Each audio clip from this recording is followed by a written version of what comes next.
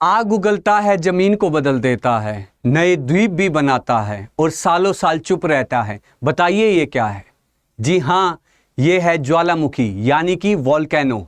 But आखिरकार ये बनता कैसे है और हमारी धरती से इसका क्या रिश्ता है? इन्हीं सारे सवालों का जवाब लेकर आज मैं आ गया हूं। मैं हूं विकास मान और एक बार फिर से आपका हार्दिक स्वागत करता हूं आपके अपने YouTube चैनल भूगोल जंक्शन पर। तो आखिरकार ये वोल्केनो बनता क्या और इसके पीछे की असली कहानी क्या है? लास्ट वीडियो में मैंने आपको एक बात बताई थी कि हमारी जो क्रस्ट की लेयर है, उस क्रस्ट की लेयर के नीचे एक एस्ट्रोनोस्फेयर लेयर मिलती है यानी कि अपर मेंटल में, और वहां पे जो रॉक्स है, जो मटेरियल है, वो सेमी लिक्विड फॉर्म में होता है। क्यों? हीट एंड प्रेशर की वजह से। याद तो होगा आपको, अच्छे से उस वीडियो में मैंने आपको ये चीजें बताई थी। अगर याद नहीं है तो एक बार जाकर आप दोबारा वो वीडियो जरूर देखें। तो जब वो मोल्टन मटेरियल यानी कि सेमी लिक्विड फॉर्म वाला मटेरियल जब हमारी क्रस्ट पर आता है, जब वो डिस्टेंस कवर कर कर जब ऊपर की तरफ वो आता है क्रस्ट पर, उसी प्रोसेस को हम वोल्केनिज्म कहते हैं।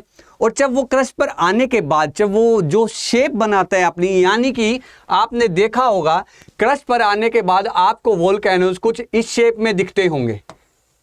आखिर जो ये शेप बनाई है, इसी शेप को हम वोल्केनो कहते हैं यानी कि ज्वालामुखी कहते हैं।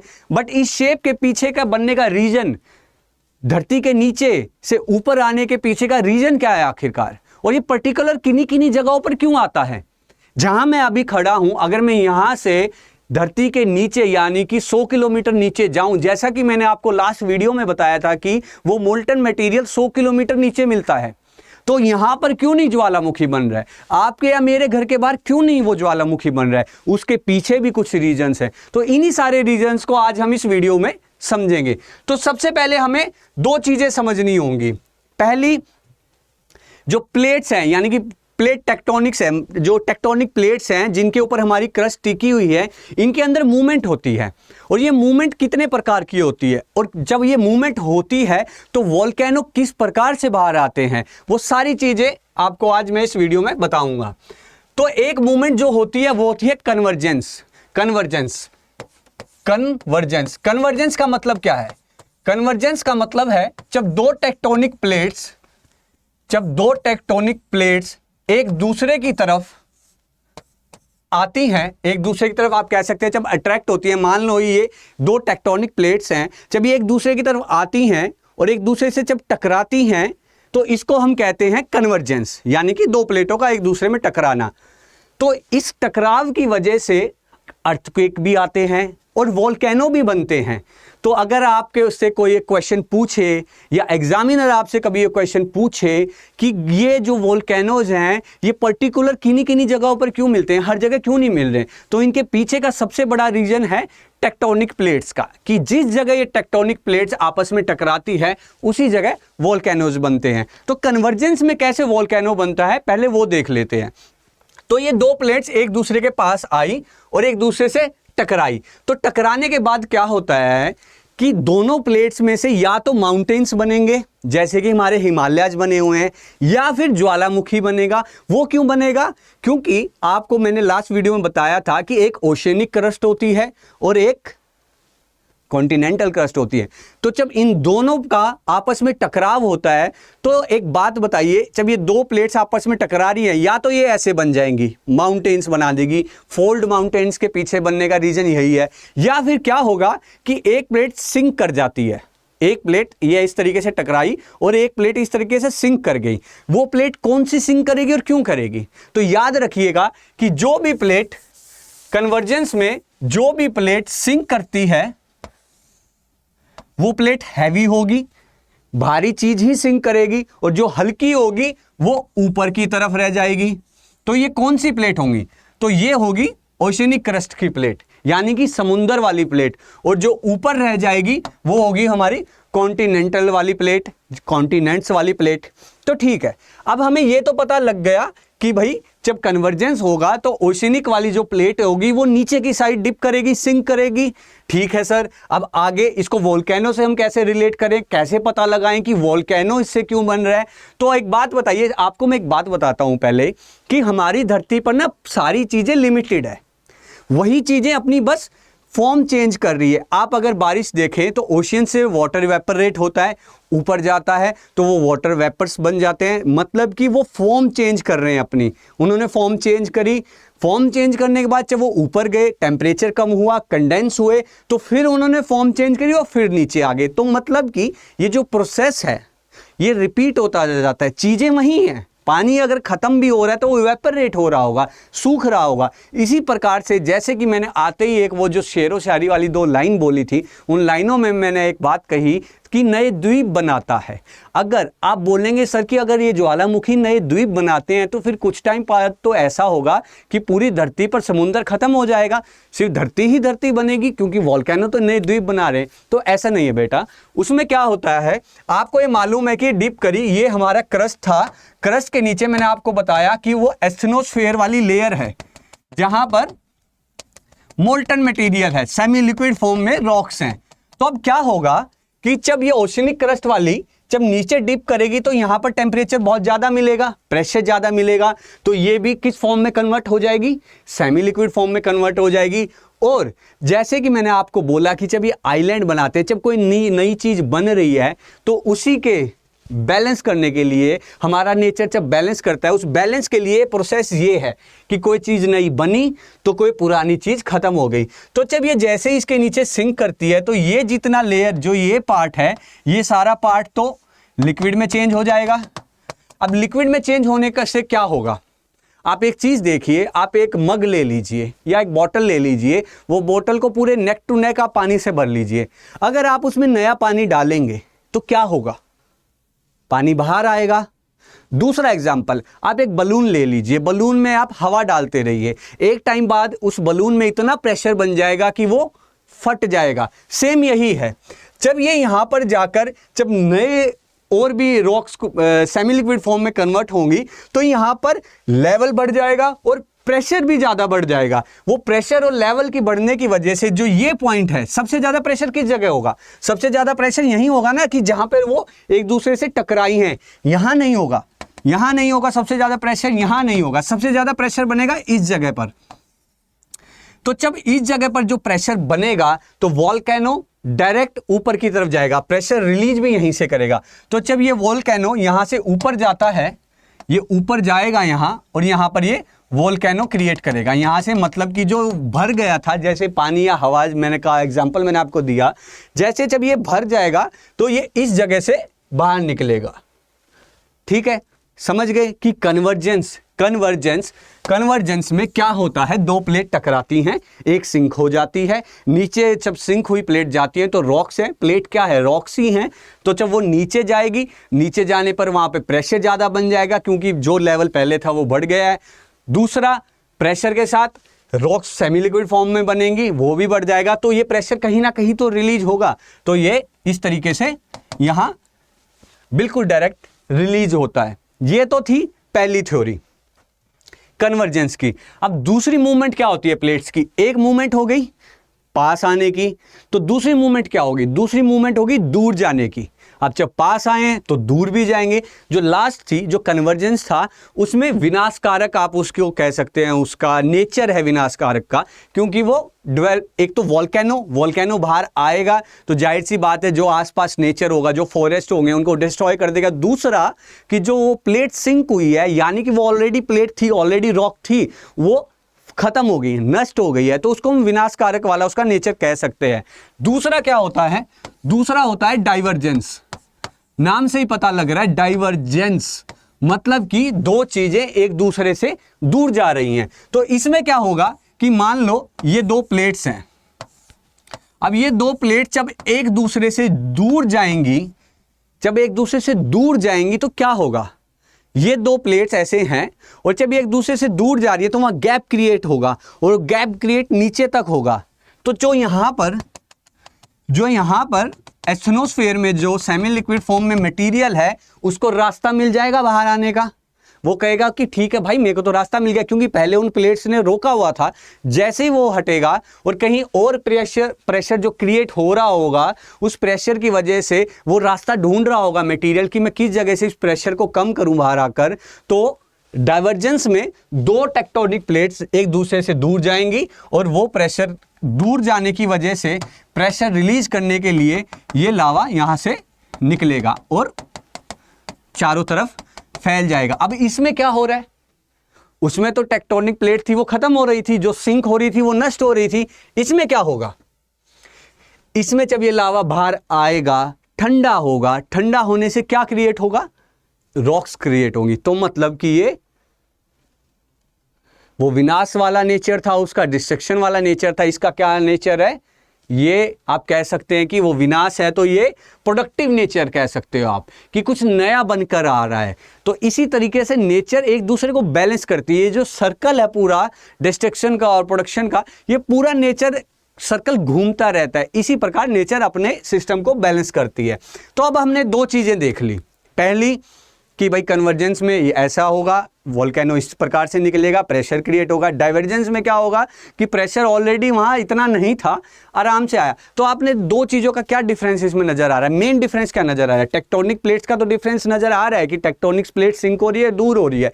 दूसरा आपको क्या चीज़ नजर आ रही है, कन्वर्जेंस में आपने देखा कि जब दो प्लेट्स एक दूसरे से टकरा रही थी और एक प्लेट नीचे की तरफ जा रही थी, तो यहां पर प्रेशर बन रहा था। और इस जगह क्या था, इस जगह नया प्रेशर नहीं बना, इस जगह प्रेशर वही था, बस उसको रास्ता मिल गया बाहर आने का। तो इसमें जो वोल्केनोज बनेंगे, जो यहां पर वोल्केनोज बनेंगे, यानी कि डाइवर्जेंस के टाइम जो वोल्केनोज बनेंगे, आप कह सकते हैं जो सी फ्लोर है, जितना भी हमारे धरती पर सी फ्लोर है, वो सारा डाइवर्जेंस की मूवमेंट से बना हुआ है। और जितने आपने ऊंचे ऊंचे ज्वालामुखी देखे हैं वो कन्वर्जेंस की वजह से देखे हैं। डिफरेंस उनमें क्या है कि जब यहाँ से लावा आएगा वो बहुत आराम से आएगा, धीरे धीरे आएगा, क्योंकि प्रेशर तो ज़्यादा बना ही नहीं है।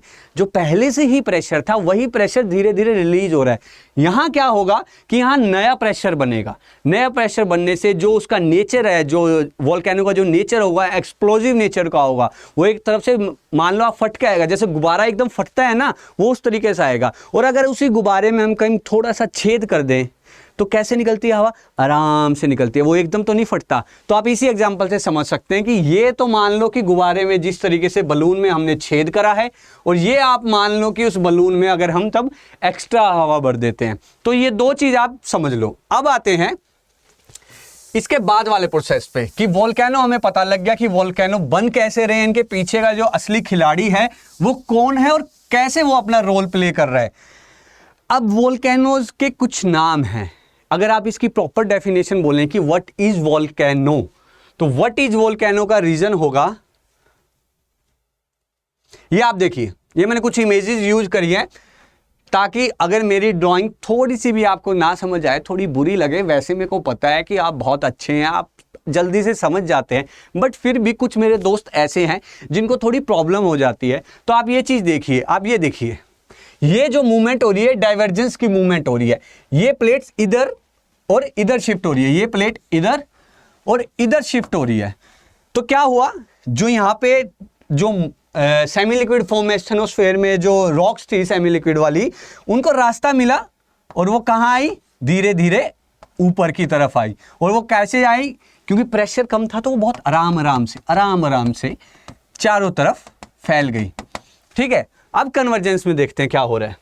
कन्वर्जेंस में देखिए आप कि एक कॉन्टिनेंटल प्लेट थी और दूसरी भी कॉन्टिनेंटल प्लेट है। इनमें उन्होंने दोनों में कॉन्टिनेंटल प्लेट का एग्जांपल लिया है, बट कॉन्टिनेंटल प्लेट्स में भी सिंक कर सकती है, फोल्डेड माउंटेन भी बन सकते हैं, बट नॉर्मली जो हम एग्जांपल लेते हैं उसमें क्या होता है, ओशनिक प्लेट का होता है, क्योंकि ओशनिक प्लेट हैवी होती है। क्यों हैवी होती है, लास्ट वीडियो में मैंने आपको एक चीज बताई थी, ओशनिक क्रस्ट और कॉन्टिनेंटल क्रस्ट में क्या क्या होता है, सियाल और सीमा। याद करिए, आपको लास्ट वीडियो में मैंने अच्छे से आपको बताया था कि जो ओशनिक होती है उसमें सीमा रॉक्स होती हैं और जो इधर होती है उसमें सियाल रॉक्स होती हैं।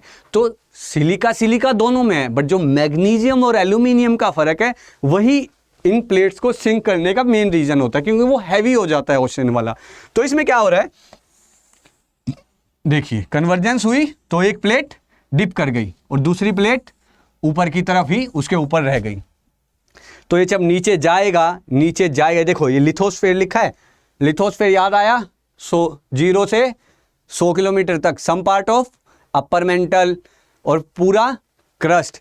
तो उस लिथोस्फेयर के नीचे क्या था हमारा, एस्थेनोस्फेयर। मैं आपको साथ के साथ पिछले चैप्टर का भी याद दिलवाता रहूँगा ताकि आप भूलें नहीं, क्योंकि ज्योग्राफी में जो मेन चीज़ है वो कंसेप्चुअल पार्ट क्या है, एक दूसरे से रिलेट है। तो आप अगर आज ये वीडियो देख रहे हैं और आपको ऐसा लग रहा है कि यार नहीं मेरे को ये चीज़ समझ नहीं आ रही है, आखिर सर कह क्या रहे हैं, तो मैं आपसे रिक्वेस्ट करूंगा कि एक बार आप जाकर पिछली वीडियो जरूर देखें। वो वीडियो जब आप देख कर आएंगे तो आपको समझ आ जाएगा कि जो सेमी लिक्विड फॉर्म है में जो एस्टेनोस्फेयर में रॉक्स हैं ये क्यों है और कैसे हैं। ठीक है, उसके बाद आप आ जाकर ये वीडियो दोबारा रिपीट करके देखें, अभी भी देखें, एक बार देखें, और जब उस वीडियो को देखेंगे तो आप एक दोनों वीडियो कनेक्ट कर सकेंगे कि अच्छा ऐसे ऐसे साइकिल चल रहा है, और फिर अगर आप दोबारा इस वीडियो को देखें तो आपको बिल्कुल अच्छे से समझ आएगा। तो ये है कन्वर्जेंस का, मैंने आपको बताया था। अब अगर आपसे कोई पूछे कि भाई मेरे को तो वोल्केनो की बिल्कुल एग्जैक्ट डेफिनेशन बताओ सर, कि मेरे को तो बिल्कुल ऐसे का ऐसा टेप कराना है, तो वोल्केनो की एग्जैक्ट पहले तो आप अच्छे से पढ़ लें, खुद ही पढ़ लें, ताकि पहली बात, क्योंकि जो मैंने आपको कंसेप्ट समझाया है ना, तो आप ये जब ये डेफिनेशन पढ़ेंगे ना तो आपको बिल्कुल क्लियर हो जाएगी। आप अपनी लैंग्वेज में भी इसकी डेफिनेशन लिख सकते हैं, लेकिन फिर भी आप लोगों के लिए मैं एक बार रिपीट कर देता हूं। A volcano is a vent in a earth crust through which, earth की क्रस्ट में एक वेंट यानी कि एक पैसेज, एक पाथ, एक रास्ता बन जाता है, which molten rock material, magma, gases and other materials are ejected from the interior to the surface। उस रास्ते के थ्रू जब वो मैग्मा, अच्छा एक चीज और, जहां जहां वर्ड मैग्मा यूज हो रहा है आप समझिए कि जो वो सेमी लिक्विड फॉर्म में जो रॉक्स हैं वो जब धरती के नीचे होती है, interior of the earth, in the earth रहती हैं, तो उसको हम मैग्मा बोलते हैं, और जब वो चीज़ बाहर यानी कि क्रस्ट पर आ जाती है तो हम लावा वर्ड यूज करते हैं। तो इन फ्यूचर जब आगे हम अर्थक्वेक या दूसरे कंसेप्ट भी पढ़ेंगे, जहां जहां अगर कहीं भी मैग्मा वर्ड यूज हो रहा है, यहाँ नहीं, जब आप एनसीईआरटी की अपनी बुक पढ़ेंगे या कोई दूसरी जियोग्राफी की बुक पढ़ेंगे तो याद रखना कि मैग्मा का मतलब तब की वो बात कर रहे हैं जब वो मोल्टन लिक्विड वाला मटेरियल जब वो अर्थ के इंटीरियर में था, और लावा का मतलब जब वो बाहर आ गया। Why do volcanoes erupt, volcanoes क्यों फटते हैं, क्यों उनमें इतना तेज धमाके होते हैं? Volcanoes erupt due to the accumulation of heat and pressure inside the earth, sink होने की वजह से। ये वाला जो पार्ट है, ये जो प्रेशर क्रिएट वाली जो बात बोल रहा है, ये कन्वर्जेंस के टाइम बोल रहा है कि जब कन्वर्जेंस होती है तो जो एक्यूमुलेटेड जो प्रेशर, जो हीट रहती है वहां पर, वो ज्यादा हो जाती है और एक्सप्लोजिव तरीके से वोल्केनो का लगा लो आप लावा है जो एक्सप्लोजन वाले रूप में बाहर आता है।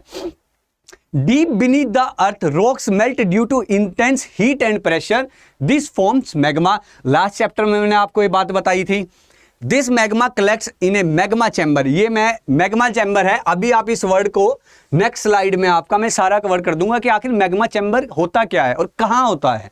Gases like steam and carbon dioxide are trapped inside, वो अंदर की तरफ, क्योंकि जब भी फॉर्म चेंज हो रही है, कोई चीज़ जल के, जब रॉक्स जल के यानी हीट एंड प्रेशर की वजह से होती है तो वो कुछ गैसेज भी रिलीज करती हैं और वो धरती के अंदर ही हमारे रहती हैं, तो वो भी प्रेशर क्रिएट करती हैं। एज प्रेशर बिल्ड्स अप, जैसे प्रेशर बढ़ेगा, it forces magma upward through cracks के थ्रू। क्रैक्स कैसे बने, ये जो यहाँ बात हुई है, जो ये क्रैक्स वाली बात हुई है, ये बात हो रही है डाइवर्जेंस की, क्योंकि कन्वर्जेंस में प्रेशर इतना ज्यादा हो गया था कि वो एकदम फाड़ के, उन्होंने बिल्कुल छप्पड़ फाड़ के वाला बात हो गई थी, बलून फट गया था। लेकिन क्रैक्स मीन्स, जब मैंने आपको एग्जांपल दिया, बलून में जब होल होता है तो वो होल का मतलब कब होता है, वो होता है हमारा डाइवर्जेंस के टाइम। कब होता है? डाइवर्जेंस के टाइम, जब एक दूसरे से जो प्लेट्स हैं, जो टेक्टोनिक प्लेट्स हैं, वो जब दूर जाती हैं। Eventually it erupts through the surface, last में वो सरफेस पे यानी हमारी क्रस्ट के बाहर आ जाता है। अब आप ये देखिए, हमारा कुछ वोल्केनो इस प्रकार का आपको नजर आता है। तो जो उसने मैग्मा चैम्बर वाली बात करी है, जो आप ये नीचे देख रहे हैं, ये पोर्शंस, ये इस तरीके के, ये सारे चैम्बर्स हैं जहां पर वो लावा है, जो मैग्मा है, वो वहां पर जो कलेक्ट रहता है, वो जो वहां पर रुका रहता है। जब उसने क्या बोला कि वेंट, जब वो बाहर आता है, इसी स्लाइड में मैं आपको इसके कुछ टर्म्स हैं वोल्केनोज की, क्रेटर क्या होता है, वेंट क्या होता है, वो सारे इसी में आपके कवर हो जाएंगे। आप जो ये पोर्शन देख रहे हैं, ये वाला पोर्शन जो पैसेज है, जो मेन पैसेज जो बना हुआ है, इसे हम बोलते हैं वेंट या क्रेटर। ये हो गया वेंट, ये देखिए, ये जो पोर्शन है इसे हम वेंट बोलते हैं, जिस पैसेज के थ्रू, जिस पाथ के थ्रू वो ऊपर आ रहा है। दूसरा होता है क्रिएटर। क्रिएटर का मतलब होता है, जब आपने वोल्केनोज की इमेजेस देखी होंगी तो ऊपर ऐसे गोल सी शेप बन जाती है, तो उस गोल शेप को हम क्रेटर भी कह देते हैं, माउथ भी कह देते हैं कि वोल्केनो को वो माउथ है जहां से लावा आ रहा है। ठीक है, अभी इन दो ही टर्म्स को समझे, अभी इस स्लाइड में आप दो ही टर्म्स को समझे। आगे आगे इस वीडियो में जो बची हुई टर्म्स हैं वो धीरे धीरे हम सारी कवर करेंगे। करने को तो मैं 5 से 10 मिनट में वीडियो खत्म कर देता, आपको एक वोल्केनो की इमेज दिखाता, बता देता कि ये चीजें हैं, ये ऐसे ऐसे बनता है, प्लेट टकराई एक दूसरे से या दूर हुई बन गया। बट नहीं, हमें इस कंसेप्ट के थ्रू पढ़ना है कि अगर एग्जामिनर कोई भी क्वेश्चन किसी भी तरीके से घुमा फिरा कर आपको दे दे तो आपको 1 मिनट भी नहीं लगना चाहिए कि सर ने हमें इतने अच्छे तरीके से समझाया था, इतनी क्लियर तरीके से समझाया था कि आप किसी भी तरीके का क्वेश्चन क्यों ना आ जाए, आप 1 मिनट में उसको करके परे साइड मारेंगे। ठीक है, वेंट क्या होता है? जिसके थ्रू मैग्मा बाहर आता है। दूसरा क्रेटर क्या होता है? माउथ होता है, जहां से जो लास्ट पार्ट आपने ऊपर देखा होगा उसको हम क्रेटर कहते हैं। चैम्बर्स क्या होते हैं? जहां अंदर लावा कलेक्ट रहता है। ये सारे चैम्बर्स हैं जहां पर वो डिपॉजिट रहता है। अब बात करते हैं, अब इससे पहले, अब जो ये वोल्केनो है इसमें आपने 2 चीजें देखी। कन्वर्जेंस में एक्सप्लोजिव नेचर था, डाइवर्जेंस में बहुत शांत नेचर था। ऐसे ही लावा भी 2 तरीके का होता है। पहला लावा होता है एसिडिक नेचर का, दूसरा होता है बसाल्ट। आप कह देते हैं बेसिक भी कह देते हैं इसको। अभी बेसिक से ही मैं आपको डिनोट करता हूं कि अगर ज्यादा टेक्निकल टर्म मैं यूज करूंगा तो शायद आपको याद करने में भी परेशानी हो। अभी आप बेसिक ही याद करके रखें, धीरे धीरे जब आप रीड आउट करेंगे, बुक्स को पढ़ेंगे तो जो इसकी टेक्निकल टर्म है वो आपको याद हो जाएगी। और वो टर्म आपने मेरे को बतानी है कि सर बेसिक वाले लावा को टेक्निकल टर्म में हम ये बोलते हैं। कमेंट चेक करूंगा मैं कि किस स्टूडेंट ने सबसे पहले वो बताया है कि बेसिक को क्या कहते हो। उसी स्टूडेंट का मैं यहाँ पर फोटो भी दिखाऊंगा और हो सका तो आपके साथ वीडियो कॉल पे बात करूंगा और वो वीडियो मैं यहाँ दिखाऊंगा। ठीक है, अब सबसे पहले बात करते हैं हम एसिडिक की, कि एसिडिक क्यों होता है और कैसे होता है। तो आपको मैंने बताया कि कन्वर्जेंस के टाइम सीमा और सियाल रॉक्स होते हैं, अलग अलग मटेरियल होता है। ऐसे ही एसिडिक और बेसिक में जो मेन मटेरियल होता है सिलिका की क्वांटिटी की वजह से हम इनको डिफरेंशिएट करते हैं कि ये एसिडिक है या बेसिक है। तो जो एसिडिक नेचर होगा इसमें जो सिलिका की जो क्वांटिटी होगी वो 60 to 70% होगी, ये आप याद रखिएगा। ठीक है, बेसिक में क्या होगा? बेसिक में यही क्वांटिटी 30 to 40% रह जाएगी। कितनी रह जाएगी? 30 to 40% रह जाएगी। दूसरा क्या होगा?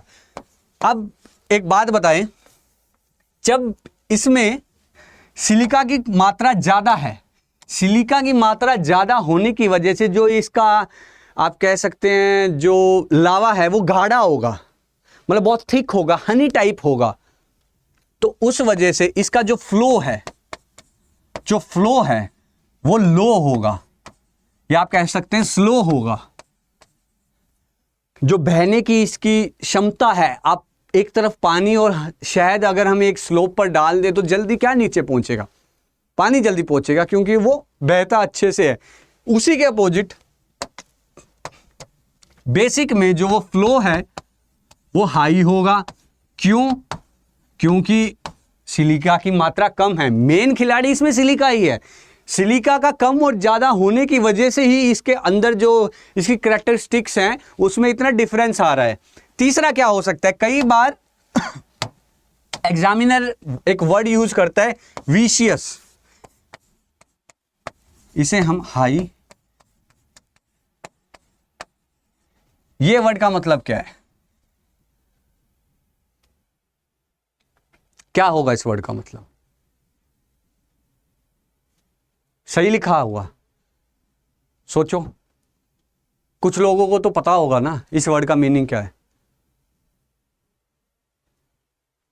कोई बात नहीं, धीरे धीरे पता लग जाएगा। बाकी कैरेक्टरिस्टिक्स मैं आपको यहां बताता हूं। Acidic volcano, high in silica content over 63%, 60 to 70%, ये हो गया। Very vicious, thick and sticky, thick and sticky, high विसियस, गाढ़ा, लाइक हनी, ये होता है इसका मतलब। कुछ स्टूडेंट्स को पक्का पता होगा, बट जिनको नहीं पता है वो याद रख लें कि विसियस जो टर्म है ये थिक और स्टिकी को डिनोट कर रही है। Flows slowly and solidify quickly, flow slow, याद हो गया, फ्लो स्लो, राइम हो गया, बढ़िया ना।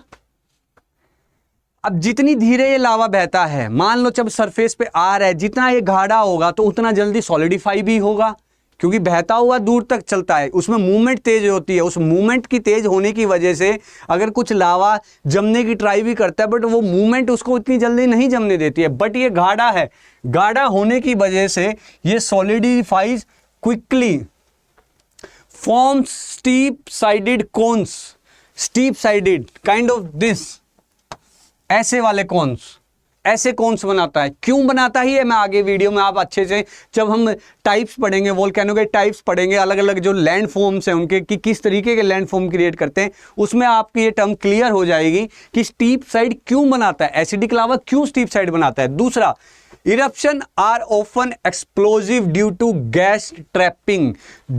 जो एसिडिक वोल्केनो है, जो एसिडिक नेचर वाले लावा के वोल्केनो है, जो उसमें एक्सप्लोजिव नेचर होगा ना उनका, जो एकदम फटेंगे, वो नेचर उनमें रहता है। जो डाइवर्जेंस में मैंने आपको बताया था कि बिल्कुल धीरे धीरे निकलते हैं, कोई एक्सप्लोजिव नेचर नहीं होता है, वो बेसिक लावा का टर्म है, वो बेसिक लावा का टर्म है। जो इसमें मैंने आपको बताया कि फ्लो हाई होता है, आता है और एकदम बहता हुआ जाता है।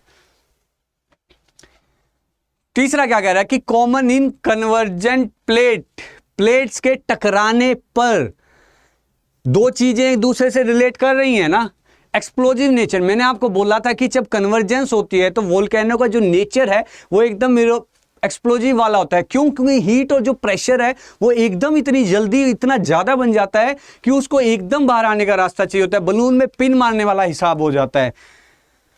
Boundary subduction zones. अब कुछ एग्जाम्पल्स हैं, कुछ कंट्रीज हैं, आपका काम ये है, होमवर्क ये आपने करना है कि ये जो एग्जाम्पल्स दिए हुए हैं, माउंट सेंट हेलेंस यूएसए में, माउंट फूजी जापान में बहुत फेमस वोल्केनो है, माउंट पिनाटुबो फिलीपींस, आपने इन एग्जाम्पल को अच्छे से देख लीजिए, स्क्रीनशॉट ले लीजिए, आपने जाकर गूगल पे इनकी इमेजेस देखनी है, आपने देखना है कि आखिर जो सर ने आज पढ़ाया है वो सही भी है या नहीं, कहीं ऐसे ही बस बताकर ना चले गई हूं। तो आपका ये होमवर्क है, बाकी सब यहां मैं करवा रहा हूं, आपको अच्छे से याद करवा रहा हूं। आप अपनी नोटबुक और पेन लेकर बैठे और नोट्स बनाते चले, ताकि जब आप रीडिंग कर रहे हो तो आपको याद एकदम आ जाए कि हाँ सर ने ये नोट्स बनवाए थे और मैंने ये लिखा था। क्योंकि जब आप खुद के हाथ से लिखते हो ना, मेरी आदत भी क्यों है, मेरी आदत ये है कि मैं लिख के पढ़ाने की, मेरी आदत के पीछे का कारण यही है कि जितनी बार मैं भी लिखता हूं उतना ही मेरे को भी अच्छे से याद होता है।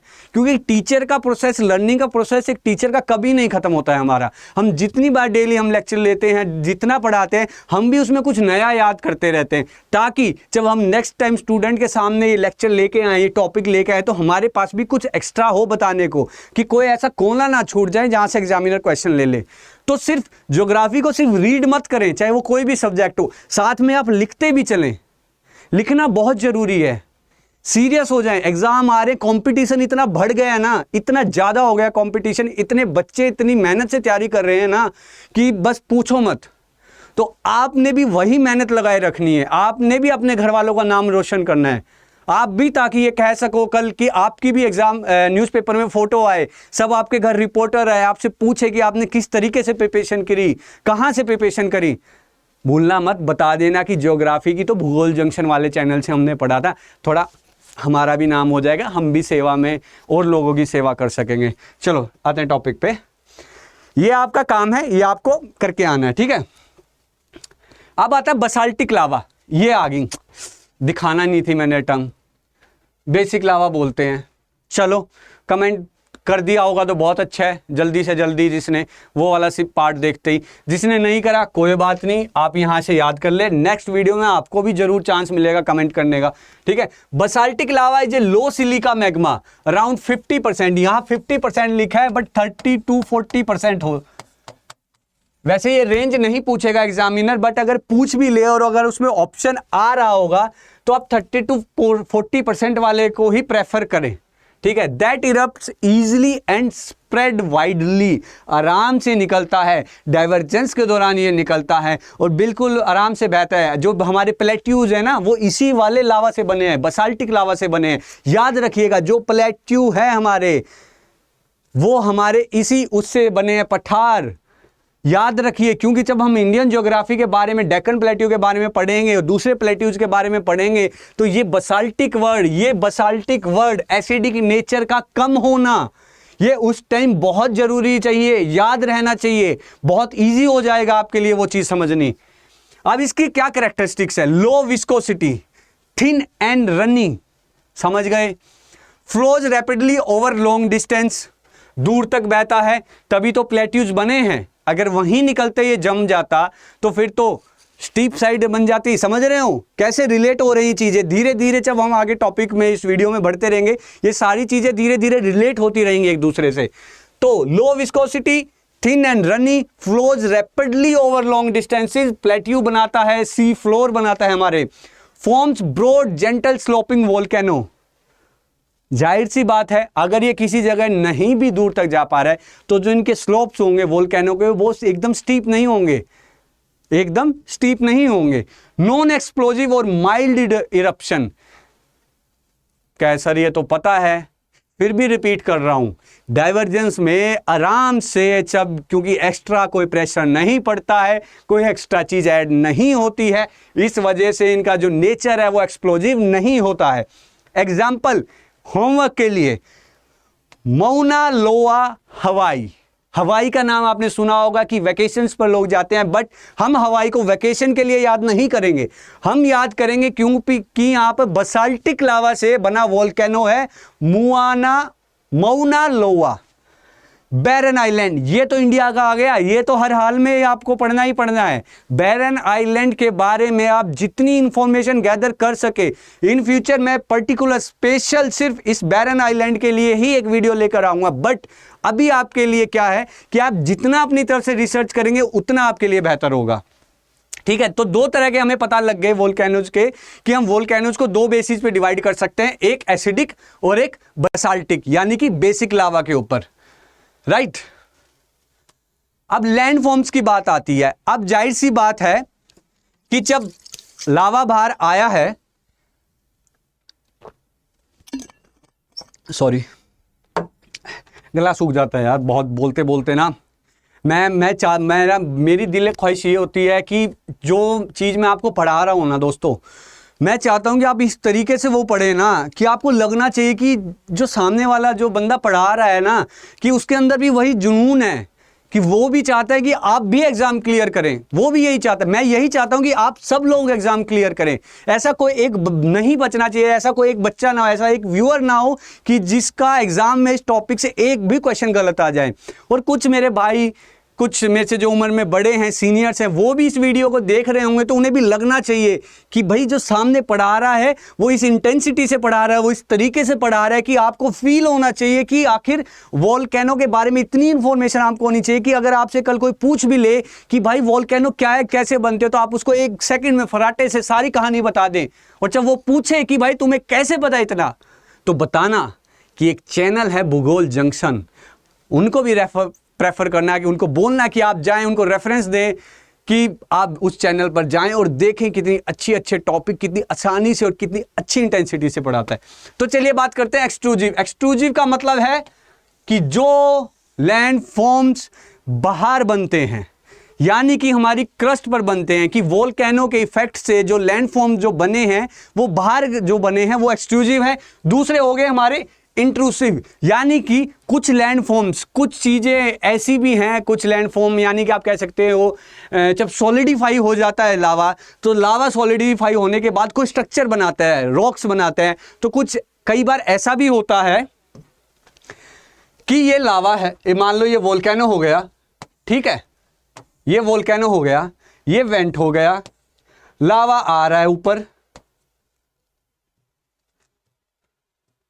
लावा का कलर चेंज कर देते हैं ताकि आपको अच्छे से दिखे।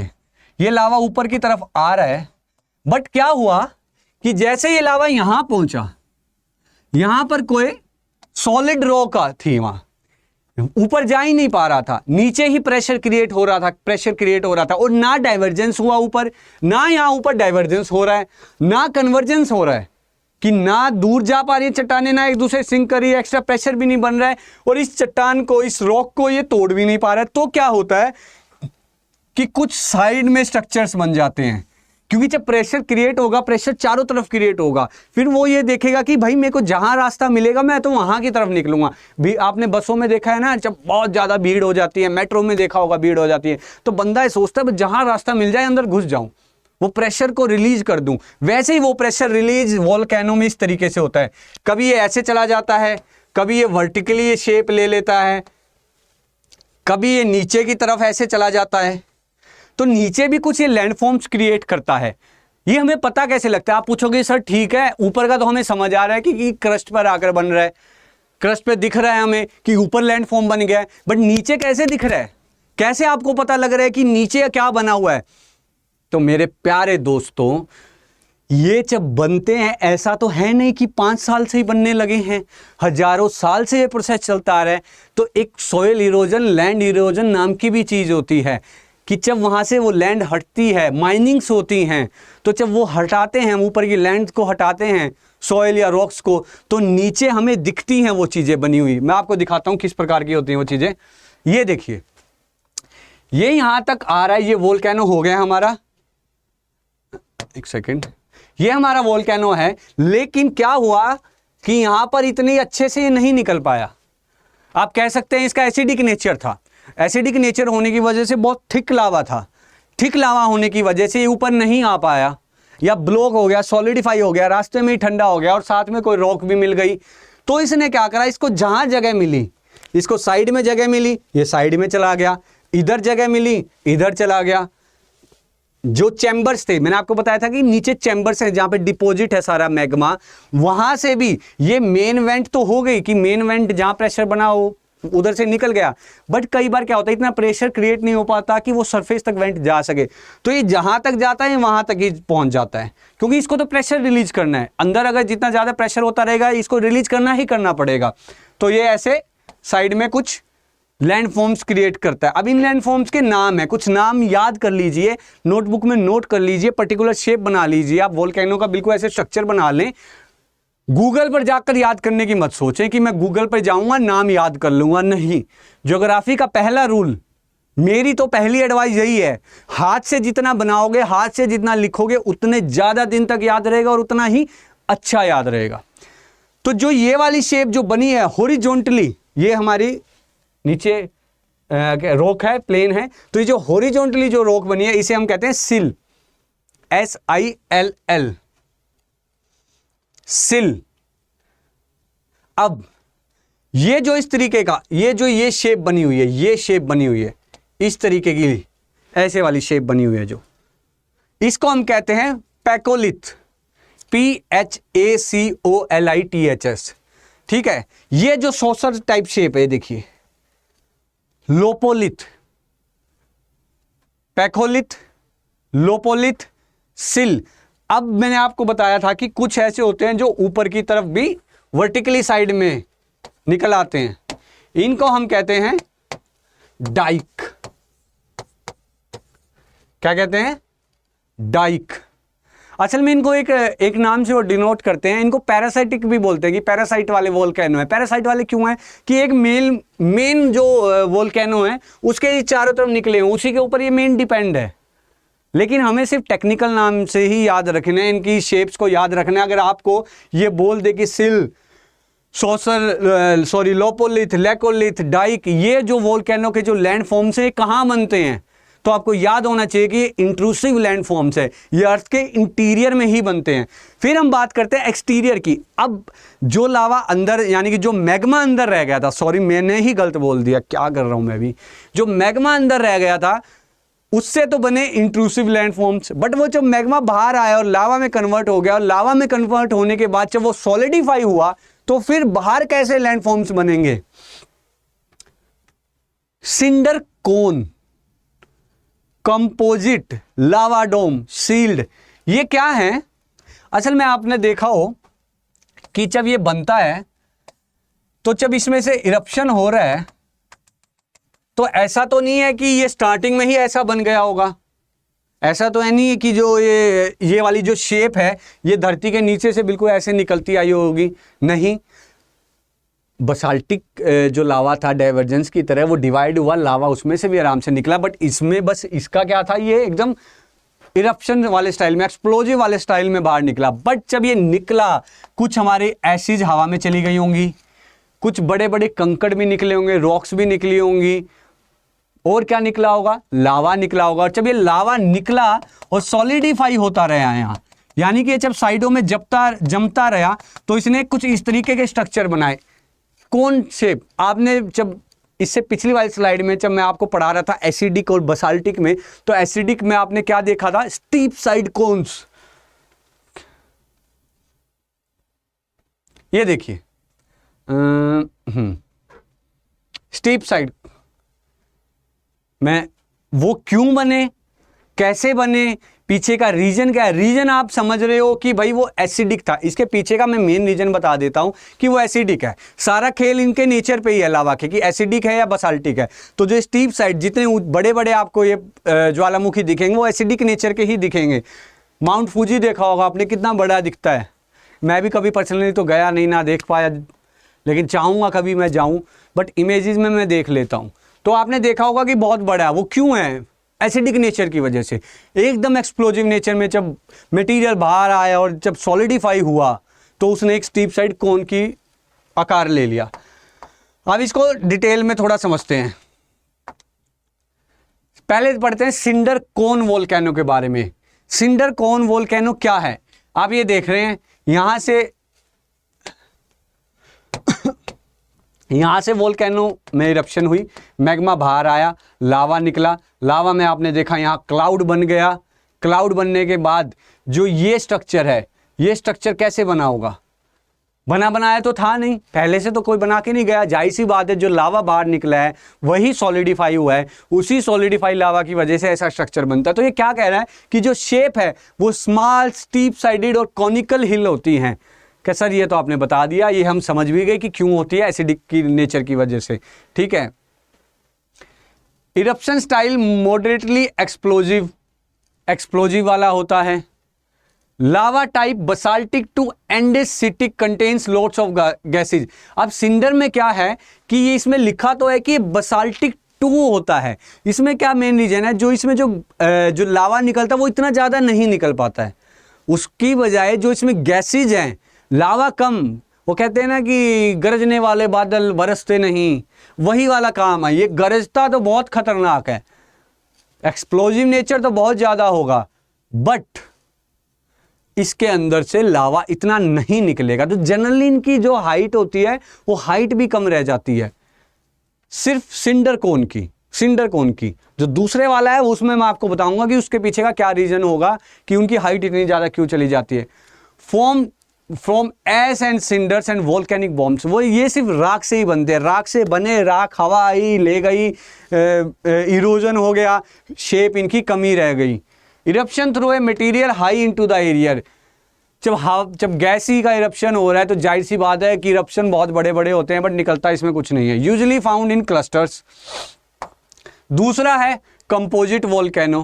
कंपोजिट वोल्केनो का मतलब क्या है, स्ट्रेटो वोल्केनो। स्ट्रेटो वोल्केनो का मतलब है कि जब वोल्केनो में इरप्शन हुआ, तो इरप्शन के बाद क्या हुआ कि वेंट से लावा आया बाहर, सॉलिडिफाई हुआ, कुछ ऊपर ऐश भी रही, क्लाउड बने एसिड के। जब वो नीचे आई ऐश, यानी कि ठंडी हुई, ठंडी नहीं मतलब सेटल हुई नीचे, तो वो ऐश कहाँ जाएगी, जाहिर सी बात है इसके साइड में यहां लेयर बन गई, एक लेयर तैयार हो गई। अब दूसरी बार क्या हुआ, जब दूसरी बार फिर से कुछ इंटरवल टाइम के बाद जब फिर से वोल्केनो फटा और फिर से लावा बाहर आया, तो फिर यही प्रोसेस सेम हुआ, फिर से लावा ने यहाँ जगह बना ली, डिपॉजिट हो गया, तब भी ऐश उठी, राख उठी हवा में। राख उठने की वजह से क्या हुआ, फिर वो ऐसे सेटल होती गई। तो जनरली जो ये हाई, जो मैं आपको माउंट फूजी का एग्जांपल दे रहा था, वो ये वाला का है कि इसमें लेयर्स रह जाती हैं, लेयर्स बनती है, एक लावा की लेयर, एक राख की या डस्ट पार्टिकल्स की लेयर, फिर कुछ टाइम बाद जब वोल्केनो इरप्ट हुआ फिर यही ऐसे प्रोसेस सेम हुआ, और ये बहुत एक्सप्लोजिव नेचर के होते हैं। ये बात बेसिकली जो एसिडिक लावा ही है उससे ही बनते हैं। और ये क्यों होते हैं इतना एक्सप्लोजिव नेचर, इनका क्यों होता है? होने का रीजन क्या है कि जब ये लावा बिल्कुल आराम से आता है तो ये बहुत जल्दी यहीं सॉलिडिफाई हो जाएगा पहली बार में, दूसरी बार जब फिर से प्रेशर क्रिएट हुआ तो ये फिर यहीं सॉलिडिफाई हो रहा है। तो ऐसे 3-4 बार होने के बाद एक टाइम ऐसा आएगा कि इतना ज्यादा प्रेशर बन जाएगा इसमें कि ये एकदम से बूम, एकदम से फटेगा। एक्सप्लोजिव नेचर इसका इस वजह से बन जाता है। प्रेशर कन्वर्जेंस में प्रेशर तो जाहिर सी बात है बनता ही बनता है, लेकिन ये जो एक्सप्लोजन होता है इतना बड़ा, वो अब हर टाइम कन्वर्जेंस तो नहीं हो रही होती है। ऐसा तो नहीं है डेली वहीं पे नई प्लेटें आगे बढ़ रही हैं, वो धीरे धीरे धीरे नीचे जाती रहती है, धीरे धीरे नीचे जाती है, क्योंकि कन्वर्जेंस मूवमेंट्स हमारी टेक्टोनिक प्लेट्स में मोस्टली चलती ही रहती है। आपने न्यूज़ में आप सुनते होंगे कि अफ्रीका की एक प्लेट टूट गई है और वो हमारे इंडिया की तरफ आती जा रही है। ये जो महाराष्ट्र वाला जो बॉर्डर है, जितना सारा बॉर्डर है, गुजरात का बॉर्डर है, वो यहाँ आके टकराएगी। क्यों? क्योंकि मूवमेंट तो हर टाइम हो रही है, बट वो मूवमेंट बहुत ज़्यादा स्लो होती है। तो इस वजह से जब ये आराम से यहाँ जब ये डिपॉजिट हो जाता है और ठंडा हो जाता है, सॉलिडिफाई हो जाता है, तो एकदम से इरप्ट होता है, एक्सप्लोजिव नेचर में इरप्ट होता है। तो ये क्या कह रहा है कि शेप टाल सिमेट्रिक स्टीप कॉन्स तो रहेंगे। जब ये देखो, ये देखिए लेयर्स दिखाई हुई हैं, अलग अलग layers with gentle slopes like a warrior shields. ये तो शील्ड वोल्केनो हो गया, कहाँ गया, sorry, composite shape tall symmetrical steep slopes, eruption style highly explosive and dangerous तो होगा कि वो इस टाइम फटेगा भाई, इतना तगड़ा फटता है कि भाई पूछो मत। कई वीडियोज आपने ऑनलाइन देखी होंगी कि वोल्केनो की क्या हालत होती है, गैस का क्लाउड हो जाता है। आपको मालूम है जो आइस एज हुई थी धरती पे हजारों साल पहले, जिन्होंने डायनासोर बिल्कुल ख़त्म कर दिए थे, उनके पीछे का रीज़न क्या था? वोल्केनो इरप्शन ही रीज़न था। इसी वजह से आइस एज उस टाइम पे आई थी। कैसे आई आइस एज? आप बोलोगे सर अरे ये तो आइस एज क्यों, ये तो गर्मी वाली एज आनी चाहिए, हॉट एज आनी चाहिए। नहीं, क्योंकि जब वो फटने के बाद जब वोल्केनो इरप्शन हुआ तो जो उसकी राख का जो जितना बड़ा बादल बना ना, कि उसने जितनी सनरेज हमारी अर्थ पर आ रही थी वो सारी ब्लॉक कर दी। ब्लॉक करने की वजह से टेम्परेचर इतने नीचे चला गया कि आइस एज में हम कन्वर्ट हो गए थे। चलो छोड़ो, वो काफ़ी पुरानी बात है। Lava type altering layers of lava, altering layers की चीज़ की लेयर्स, ऐश की यानी कि गैसेज या डस्ट पार्टिकल्स की, और दूसरी लावा की, क्योंकि हर इंटरवल के बाद जब फटा लावा इकट्ठा हुआ, सॉलिडिफाई हुआ, ठंडा हुआ, जब ऊपर जो डस्ट पार्टिकल थे, ऐश थी, राख थी, वो शांत हुई, सेटल हुई, तो यहाँ फिर उसने दूसरी लेयर बनाई। फिर जब कुछ इंटरवल बाद जब दोबारा उसका इरप्शन होता है वोल्केनो का, तो सेम प्रोसेस ये फॉलो होता है। Made of altering layers of lava flows and ash and rocks. भाई पता है, बता तो दिया कितनी बार, क्या सर आप भी कहे आज तो याद करवा के ही छोड़ोगे। भाई ऐसा याद करवा दूंगा ना कि सपने में भी वोल्केनो दिखेगा आज तो आपको। Can produce pyroclastic flows and deadly mud flows. लहर वाला क्या है कि आपने देखा होगा, आपने इमेजेस में देखना कि कई बार जब ये लावा फ्लो करता है नीचे जाता हुआ, तो जंगल वंगल सब जलाता हुआ जाता है। उसमें क्या हो जाता है कि उसमें साथ में ना आप किसी क्या कहते हैं ठंडे इलाके में देखना, क्योंकि वोल्केनो जरूरी नहीं कि ट्रॉपिकल रीजन्स में भी मिलेंगे, पोलर रीजन में, टेम्परेट रीजन में, यानी कि जहाँ बर्फ़ होती है वहाँ भी ये होता है। तो वहाँ पे जब वो लावा नीचे की तरफ आता है तो जो वहाँ वो आइस होती है वो पिघल जाती है, पानी बन जाता है, मड बन जाती है। तो मड के साथ मिक्स होकर जो वो फ्लो करती है पूरे फॉरेस्ट में, तो बिल्कुल बुरा हाल कर देती है। इसने उस चीज को ही डिनोट करा है। इरप्शन आर इंटरफ्रीक्वेंट बट वायलेंट, जैसा कि मैंने आपको बताया कि बार बार नहीं होते हैं, लेकिन जब होगा तो बहुत खतरनाक होगा, वो वाला हिसाब है। एग्जाम्पल माउंट फूजी, बताया मैंने आपको, माउंट फूजी इतना बड़ा होने का कारण ही यही है कि पहला कि एक तो ये कि वो कंपोजिट वोल्केनो है। क्यों है कंपोजिट वोल्केनो? क्योंकि वो एसिडिक नेचर का है। एसिडिक नेचर क्यों है? क्योंकि इसमें सिलिका ज़्यादा है, समझ रहे हैं? ऐसे बिल्कुल जैसे ब्लड रिलेशन कनेक्ट होता है ना, ज्योग्राफी बिल्कुल ब्लड रिलेशन की तरह ही कंसेप्ट पार्ट कनेक्ट होता है। ये ना मानो कि ये चीज, ये बसाल्टिक, मैंने आपको एक बात बोली थी कि जो बसाल्टिक मैंने आपको बताया कि प्लेट्यूज बनाते हैं, ये हमारी इंडियन ज्योग्राफी में भी काम में आएगा, क्योंकि जो प्लेट्यूज बने हैं, डेक्कन प्लेट्यू जो बना है वो इसी के कारण बना है। सॉइल, हमारी जो सॉइल में जो डिफरेंस आएगा वो भी आपको इसी चीज से मैं याद दिलवाऊंगा, कनेक्ट करूंगा उस टाइम, और पूछूंगा भी, फिर बताना, फिर याद बताता हूं मैं आपको कि याद करा कि नहीं, और नहीं करा तो क्यों नहीं करा, ये उस टाइम के लिए मैं एडवांस में आपको बता रहा हूं। इरप्शन आर इंटरफेयर, ठीक है, ये कुछ एग्जांपल्स है, Mount Fuji, Mount Vesuvius, Mount Saint Helena USA, formed at convergent plate boundaries, convergent गया, प्रेशर बना, ज़्यादा प्रेशर बनेगा, एसिडिक नेचर होगा, क्योंकि एसिडिक नेचर में पता हम बताया कि कन्वर्जेंस वाली जगह पर ही एसिडिक नेचर का लावा निकलता है और उसी वजह से वो एक्सप्लोजिव नेचर होता है। कनेक्ट है सब कुछ। नेक्स्ट क्या है?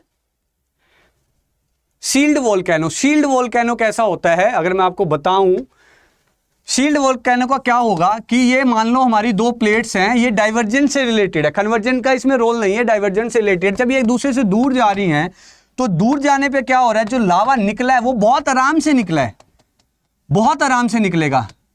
क्यों? प्रेशर नहीं बन रहा है, कोई एक्सटर्नल बाहर का नया प्रेशर नहीं आया है, कोई नया उसमें ऐड नहीं हुआ है, बस उसको पैसेज मिल गया, पाथ मिल गया बाहर आने का। तो वो जब इस तरीके से आराम से जब वो बाहर आ रहा है तो ये कैसा स्ट्रक्चर लग रहा है आपको? ये किस तरीके का स्ट्रक्चर दिख रहा है आपको? जो ये स्ट्रक्चर बना है सील टाइप का, शील टाइप का स्ट्रक्चर दिख रहा है। तो इसी में ये चीज बता रहा है,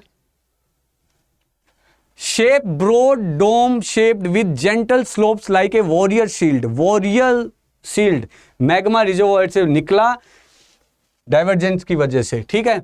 eruption style quiet and non explosive, ये तो हम पहले ही इस टॉपिक में कवर कर चुके हैं। Lava type basaltic, thin fluid fast flowing, basaltic क्योंकि डाइवर्जेंट वाले पॉइंट पर ये बन रहा है। की फीचर्स क्या होंगे? Lava spreads over large areas before solidifying, क्योंकि उसका फ्लो इतना अच्छा है, बसाल्टिक नेचर है, सिलिका कम है उसमें, इस वजह से वो बहुत अच्छे से फ्लो करेगा और फ्लो करने के बाद वो सॉलिडिफाई हो जाएगा। यार पानी पी लेता हूं, बहुत थक गए।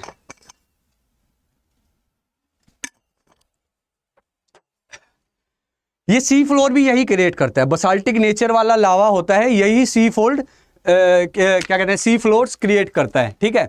Eruptions are frequent but less violent. Frequent क्यों होंगे? क्योंकि जो प्रेशर है, जो रास्ता बना है, जो ये रास्ता बना था, ये जो रास्ता बना था, ये अब और दूर होता जाएगा ना, इसमें कोई नया प्रेशर तो नहीं आएगा, पाथ इसको मिलता रहेगा। पाथ मिलने की वजह से धीरे धीरे धीरे लंबे टाइम तक चलता रहेगा। प्लेट्यूज और सी फ्लोर बनने का रीजन यही है, क्योंकि बहुत लंबे टाइम तक निकलता रहता है, चलता रहता है और नया फॉर्मेशन कर सकता है। नेचर अपना बैलेंस करती है इसके थ्रू। मैंने आपको पहले ये बात बताई, नेचर का बैलेंस करने, नेचर के पास ये टूल्स है कुछ, जैसे हमारे पास टूल्स है, हमारे पास फोन है कि हम कॉल कर सकते हैं, नेचर के पास ये टूल है सबको बैलेंस करने का। Low gases content in lava, gases होती नहीं है क्योंकि प्रेशर इतना बनता नहीं है, कोई एक्स्ट्रा मटेरियल आता नहीं है, क्योंकि जब कोई चीज़ बर्न होती है अपनी फॉर्म चेंज करेगी तभी उसमें गैसेज बनती है। तो ये ऑलरेडी वहाँ पहले से है लावा। एग्जाम्पल माउना लोआ हवाई, हवाई फिर आ गए, हवाई में दो हमारे पॉइंट्स आ गए। दो बार मैं आपको बोल रहा हूँ कि हवाई सिर्फ वेकेशन के लिए फेमस नहीं है, वो इन चीज़ों की वजह से फेमस है और इन चीज़ों की वजह से वो वेकेशन वाला पॉइंट बना हुआ है। Exam tip, mostly found at divergent plate boundaries and hotspots. पता है सर, आप बता चुके हो डाइवर्जेंट पे बनता है ये। अब लावा डोम वोल्केनो, ये देख रहे हो कैसी शेप लग रही है। जो लोग गांव में रहते होंगे वो समझ रहे होंगे, गोसे बनते हैं, बिटोड़े कह देते हैं, कई बार सुलग जाते हैं ना, वो जल जाते हैं, और सुलगने पे ऐसे ही लगता है। तूड़ी में देखा होगा, कई बार तूड़ी में आग लग जाती है। जो मेरे भाई बंधु जो ग्रामीण क्षेत्र से बिलोंग करते हैं वो तो देखते हैं, उनके मुंह में एक जवाब आया होगा कि सर जी बिटोड़ा जल गया किसी का। वो नहीं है भाई, ये लावा वोल्केनो से रिलेटेड है। क्या है? Shape rounded dome shaped mount over the vent, dome shaped है। Eruption style slow and silent buildup में कोलैप्स वॉलेंटली लेटर, ये क्रिएट होता रहेगा, प्रेशर बनता रहेगा, यहीं पर प्रेशर बनता रहेगा, और ये प्रेशर बनने के बाद जब इरप्ट होगा, बहुत रेयरली होता है बट जब होता है वॉलेंटली होता है। कैसा? स्ट्रेटोस वाला लेयर का। स्ट्रेटोस जो हमने पढ़ा था वोल्केनो के बारे में, इसका भी नेचर कुछ उस तरीके का है, बट उतना एक्सप्लोजिव नेचर नहीं बनेगा। लावा टाइप, थिक एंड विशियस, जो भी जहां भी आपको ये दिखे ना कि कभी ना कभी, अभी ये बहुत साइलेंटली चल रहा है but may be in future ये एक्सप्लोजिव नेचर होगा इसका, तो आप समझ लेना कि वहां पर एसिडिक लावा वाले वोल्केनो की बात हो रही है, क्योंकि बसाल्टिक तो चलता ही रहेगा, वो तो बहता ही रहेगा, ये रुकेगा, डिपॉजिट होगा, सॉलिडिफाई होगा, प्रेशर क्रिएट होगा, प्रेशर क्रिएट होने के बाद ये एक्सप्लोजिव होगा, इरप्ट होगा। Lava is too thick to flow for it piles up near the vent. ठीक है सर, ये तो वही वाला पिछले वाले की आप बात कर रहे हैं। ये can block vents leading to explosive pressure buildup. ठीक है भाई, ठंडा हो गया, समझ गए। Commonly found in inside craters of composite volcanoes. ठीक है, कंपोजिट वोल्केनो, स्ट्रेटोज वाले वोल्केनो जहां लेयर बनती है, कॉमनली फाउंड इनसाइड क्रेटर्स, जो मेन क्रेटर है, जो माउथ की मैंने आपको बात बताई थी, उसके आसपास ये मिलते हैं। एग्जाम्पल माउंट सेंट हेलेंस लावा डोम 1980 इरप्शन, नोवा रुप्ता अलास्का। ये जितने मैं आपको एग्जाम्पल दे रहा हूं ना, ये सिर्फ मैं ऐसे ही एग्जाम्पल नहीं दे रहा हूं, अभी तो मैं दे रहा हूं, लेकिन एग्जामिनर ने अगर यही एग्जाम्पल उठा के आपसे क्वेश्चन पूछ लिया और जिस दिन मैं यहां पर आया वो एग्जाम सॉल्व करने और ये मिल गए मेरे को वहां पे, तो कोई उस दिन मेरे को बोलना कि सर हम तो क्वेश्चन गलत कराए। साथ ही साथ बता रहा हूं, और ये नहीं आपके पास फोन है, हर टाइम इंस्टाग्राम रील ही नहीं चलानी होती, अपनी स्टडी से रिलेटेड आप देखा करो। रील्स भी देख रहे हो तो स्टडी से रिलेटेड देखो। हर टाइम आपके दिमाग में सिर्फ एग्जाम रहना चाहिए और पढ़ाई रहनी चाहिए। दिन में ठीक है आधा घंटा आप चला सकते हो, कोई बात नहीं, मैं खुद चला लेता हूं कभी कभी। तो स्टेजेज ऑफ वोल्केनो, अब स्टेजेज होती हैं, वोल्केनो की भी स्टेजेज होती है। जैसे हमारी स्टेज होती है ना बचपन, जवानी, बुढ़ापा, ऐसे ही वोल्केनो की भी स्टेजेज होती है। क्या क्या स्टेजेज होती है? एक्टिव होता है। एक्टिव में क्या होगा, मैं आपको एक टेबल बना देता हूं, आप टेबल के थ्रू समझें, बहुत ईजी हो जाएगा। आप ये समझे कि ये है प्रेजेंट, ये है पास्ट और ये हो गया फ्यूचर। अब इसमें क्या फर्क होगा, ये हो गया एक्टिव वोल्केनो,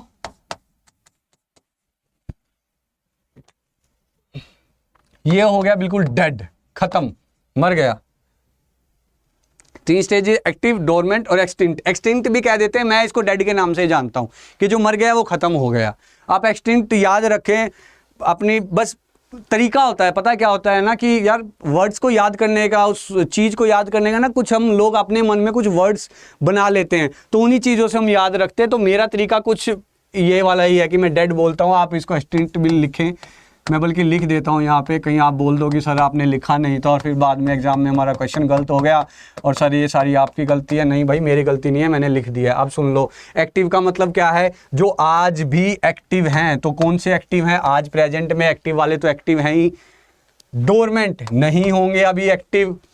जो डेड हैं वो तो बिल्कुल ही नहीं होंगे। पास्ट में, पास्ट जो आज एक्टिव हैं वो पास्ट में क्या होंगे? जाहिर सी बात है, जो आज जिंदा है वो पास्ट में जिंदा ही था। मैं आज जिंदा हूं तो 6 महीने पहले जिंदा था, तभी आज जिंदा हूं। डोरमेंट क्या? डोरमेंट भी जिंदा था। ये डोरमेंट मतलब स्लीपिंग पोजीशन में है, वो सो गए हैं, निद्रा अवस्था में है। और जो डेड है, जी सर डेड तो डेड भी जिंदा ही थे पहले, वो आज नहीं है।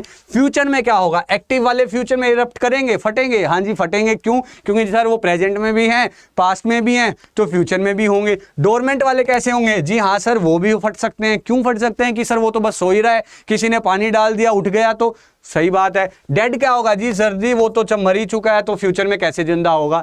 तो ये देख लो टेबल कितना इजी तरीके से सब कुछ सॉल्व हो गया है। प्रेजेंट पास्ट फ्यूचर टेबल बनाया, लिख लिया, आपने थोड़ी कॉमन सेंस यूज करी। मेरे को मालूम है बहुत ज़्यादा है, लेकिन इसमें बस थोड़ी ही यूज करने की ज़रूरत है हमें, और ये टॉपिक कवर हो जाएगा हमारा। अब ये लास्ट एक छोटा सा मैंने स्लाइड ऐड करी है, मे बी ये नीड नहीं थी बट मेरे को अपनी तरफ से लगा कि नीड होनी चाहिए। इफेक्ट्स क्या हैं वोल्केनो के? जो मैंने स्टार्टिंग में पहले 5 मिनट में आपसे बात करी थी कि कन्वर्जेंस में क्या होता है, कैसा नेचर है, डिस्ट्रक्शन वाला नेचर है, विनाश वाला नेचर है, और सॉरी कन्वर्जेंस में, डाइवर्जेंस में कैसा नेचर है, प्रोडक्टिव नेचर है, कुछ नया बन रहा है। तो ये वही बात कर रहा है कि पॉजिटिव क्या होगा, पॉजिटिव क्या होगा, जब नीचे से मिनरल्स आएंगे, जब वोल्केनो इरप्ट होगा, लावा बाहर आएगा तो अपने साथ काफ़ी मिनरल्स भी लेकर आएगा, और जब मिनरल्स लाएगा उन लावा क्या बनेगा, रॉक बनेगी, रॉक होने के बाद इरोजन होगा, इरोजन होने के बाद क्या होगा, वो सॉइल बनेगी, सॉइल से क्या होगा, हम एग्रीकल्चर करेंगे, खाना बनाएंगे, खाएंगे। तो कितनी अच्छा काम हुआ ना कि नीचे से मिनरल्स ला रहा है, नई चीज़ बन रही है।